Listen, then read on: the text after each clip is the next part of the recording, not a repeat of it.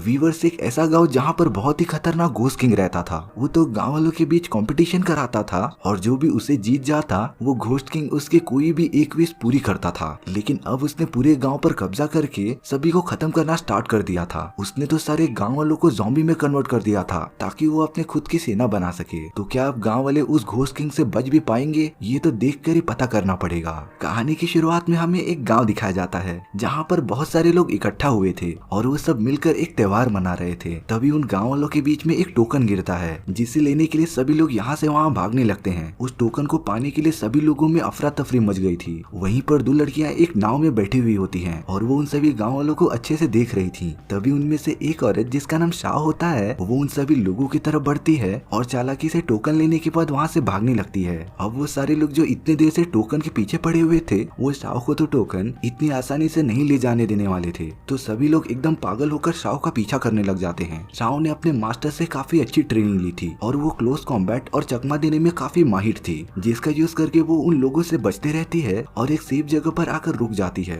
शाह तो उनके decided and point तक पहुंच गई थी और तब हमें पता चलता है कि ये सब एक कंपटीशन था जिसे कि शाह ने सबसे कम टाइम में जीत लिया था। और अब सभी लोग खुश होकर शाह को चीयर करने लगते हैं। उसकी एक फ्रेंड जिसका नाम लिया होता है वो भी उससे काफी खुश थी। और अब शाह कंपटीशन जीतने के बाद एक गुफा में आ जाती है जहाँ पर उसे कंपटीशन जीतने का रिवॉर्ड मिलने वाला था। शाह जब थोड़ा और अंदर जाती है तो उसे वहाँ पर बहुत बड़े बड़े स्टैचू दिख रहे थे, पर तभी अचानक वो बड़ा सा स्टैचू शाह से बात करने लग जाता है। ये देखकर तो शाह काफी डर गई थी और तभी वहाँ की पूरी जमीन टूटने लगती है और अब उस स्टैचू में से घोस्ट किंग बाहर आ चुका था जो कि शाह को ऊपर उठा लेता है। शाह घोस्ट किंग को अपना एक टोकन दिखाती है और कहती है कि उसने ये कंपटीशन जीत लिया है। दरअसल ये कंपटीशन घोस्ट किंग ने ही रखा था और अगर कोई भी इंसान इस कंपटीशन को जीत जाएगा तो घोस्ट किंग उसकी कोई भी एक विश पूरी करेगा। यानी कि अब शाह अपने मनपसंद की विश मांग सकती थी। घोस्ट किंग के पूछने पर शाह उससे अपनी विश मांगती है कि वो उसके मास्टर को ढूंढ कर लेके आ जाए जो कई सालों पहले गायब हो चुके थे। घोस्ट किंग कहता है कि क्या वो अपने मास्टर से मिलना चाहती है। शाह का तो हाँ में जवाब होता है और तब वो घोस्ट किंग शाह को अपने हाथ से नीचे गिरा देता है और शाह सीधा जमीन के अंदर जाते हुए नर्क में पहुंच गई थी जहाँ पर सभी बुरे लोग अपनी सजा काट रहे थे। वहाँ पर तो कई लोग आग में जलकर मर रहे थे और जो उससे भी नीचे गिरते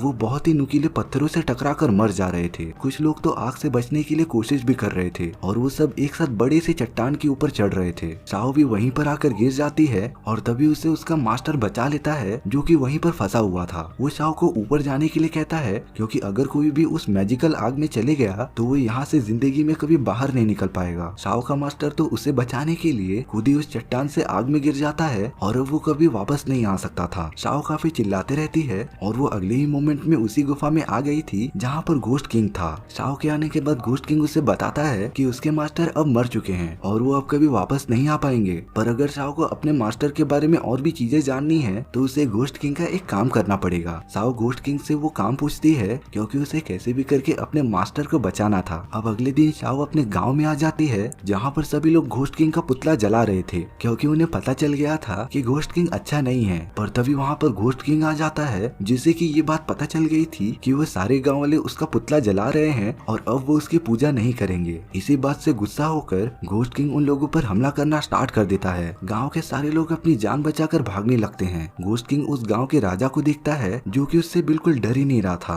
और तब घोस्ट किंग ने अपनी पावर का यूज करके उस राजा को पूरी तरीके से जला दिया था जिससे कि अब घोस्ट किंग पूरे गाँव को कंट्रोल कर सकता था। अब यहाँ दूसरी तरफ हमें एक आदमी दिखाया जाता है जिसे कि घोस्ट किंग ने सजा दी थी और वो आदमी काफी घायल हो चुका था। तभी वहाँ पर उस आदमी की बेटी जिसका नाम चिन होता है वो आकर जब अपने फादर की ये हालत देखती है तो वो काफी गुस्सा हो जाती है। चिन के पास एक सिपाही आ जाता है और वो उसे बताता है कि उसके फादर को घोस्ट किंग ने बगावत के लिए सजा दी थी और घोस्ट किंग से कोई भी नहीं जीत सकता था। पर चिन कैसे भी अपने फादर को बचाना चाहती थी। उसे याद आता है कि उसके फादर ने ये कहा था कि पास ही वाले गाँव में उसे एक ऐसा आदमी मिल जाएगा जिसके पास सभी सवालों के जवाब होंगे। और अब चिन डिसाइड करती है कि वो उस गाँव में जाएगी और असली सच क्या है इसका पता लगाएगी। वो सिपाही चिन को वार्न करता है कि वो गांव बहुत ही खतरनाक है, कोई भी अगर वहां पर जाता है तो वापस नहीं आ पाता। पर तभी भी चिन अपना माइंड नहीं बदलती और उस गांव की तरफ निकल पड़ती है। यहाँ दूसरी तरफ शाह की फ्रेंड लिया अपने फादर को याद कर रही थी और उसका फादर और कोई नहीं बल्कि शाह का मास्टर था जिसने की शाह की जान बचाने के लिए नर्क में खुद की जान की कुर्बानी दे दी थी और अब लिया का फादर हमेशा के लिए मर गया था।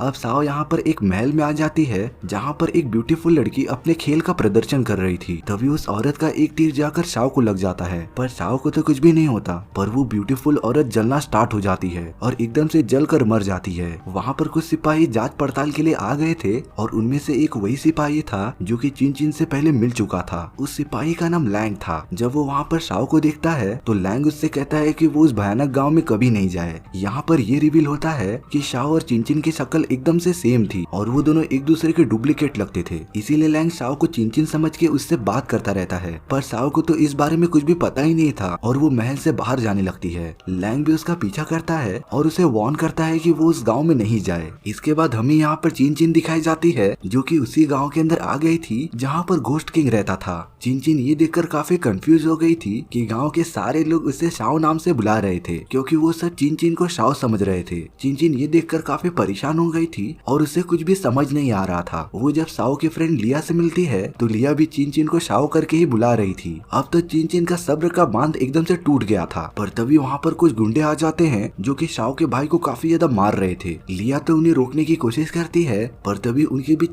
चिन आ गई थी जो कि उन गुंडों को अपने फाइटिंग टेक्निक्स का यूज करके काफी ज्यादा मारते रहती है। लिया तो शाओ की फाइटिंग टेक्निक्स देखकर काफी इम्प्रेस हो गई थी, क्योंकि इस टाइप के फाइटिंग स्किल सीखने के लिए काफी टाइम लगता है और शाओ को ये बिल्कुल नहीं आता था। लेकिन लिया को क्या पता था कि वो शाओ नहीं बल्कि चिन है। वो सब इस बारे में और भी सोच पाते। इसके बाद चिन घोस्ट किंग का पता पूछती है और उससे बदला लेने के लिए वापस जा ही रही होती है। तभी वहाँ पर शाओ आ जाती है और सच में जब शाओ और चिन आमने सामने थे ना, तो उन दोनों में फर्क कर पाना काफी मुश्किल था। वो दोनों तो एक दूसरे को देखकर काफी शॉक हो गए थे कि आखिर ऐसा कैसे हो सकता है। और अब शाओ की फ्रेंड लिया उन्हें सब कुछ बताती है कि शाओ के फादर ने उसे बहुत पहले बताया था कि कुछ दुश्मनों ने शाओ के पैदा होने पर उसे ऊपर से नीचे फेंक दिया था, लेकिन लकीली उसे उसके फादर ने बचा लिया था। लेकिन वो शाओ की जुड़वा बहन चिन को बचा नहीं पाया था, पर चिन कैसे भी करके सरवाइव कर गई थी और अब वो दोनों साथ में थे। ये सब सुनने के बाद चिन उस जगह पर आ जाती है जहाँ पर घोस्ट किंग ने उसके फादर को जान से मारने की सजा दी थी। जब उन सभी कैदियों को मारने के लिए लेके आया जाता है तब चिन वहाँ पर चुपके से आ गई थी और वहाँ के सभी सिपाहियों को मारते हुए अपने फादर को छुड़ाकर बाहर लेके आ गई थी। चिन अपने फादर के साथ शाओ के पास आ गई थी क्योंकि उसे वहीं पर रहना काफी सेफ लग रहा था। पर अब पूरे गाँव में ये खबर फैल गई थी कि चिन का फादर एक अपराधी है और वो जेल से फरार हो चुका है। यहाँ पर एक आदमी कहता रहता है कि वो घोस्ट किंग में बिलीव नहीं करता और उसे मानता ही नहीं, पर तभी वो आदमी एकदम से जलने लगता है और पूरे गाँव वालों में ये बात फैल गई थी कि जो भी घोस्ट किंग के अगेंस्ट जाएगा उसे वो जलाकर मार देगा। इसीलिए अब सारे गाँव वाले घोस्ट किंग की पूजा करने लगे थे।